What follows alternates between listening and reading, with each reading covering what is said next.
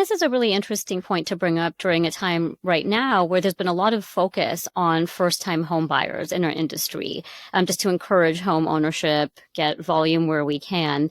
You mentioned the human touch and the human bias, but do you feel like the use of technology has made the mortgage process easier for first-time home buyers or slightly more confusing? It's a great question, Vimy, and I think the answer is yes, which means it's done both, right? I mean, if you think back decades ago when the GSEs introduced automated underwriting, that made it so much faster and more efficient to be able to determine whether or not you could underwrite someone.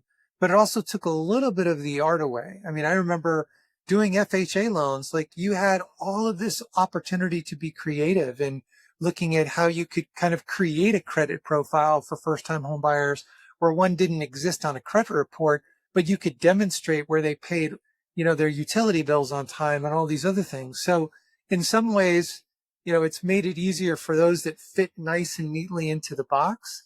But what we're trying to do with Originator Assistant is go after the art, is to be able to make sure that we're not just trying to, fit people into this small box. And if you don't fit, sorry, we can't help you, but really make the box truly representative of all of the opportunities that do exist. There is a lot of programs for first-time home buyers.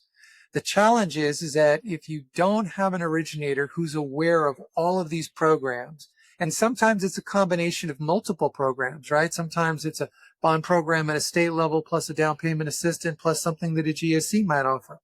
If you're not aware of how to bring those together, then you're not able to say yes to as many people that are actually eligible to hear that yes. So I think in some respect, it's helped immensely. If you look at appraisals is another area, right? Where if you look at, years and years ago when AVMs were introduced, so that was great if you had a lower LTV, if you didn't need to get every dollar of value out of that property to qualify. Again, it made the process more efficient.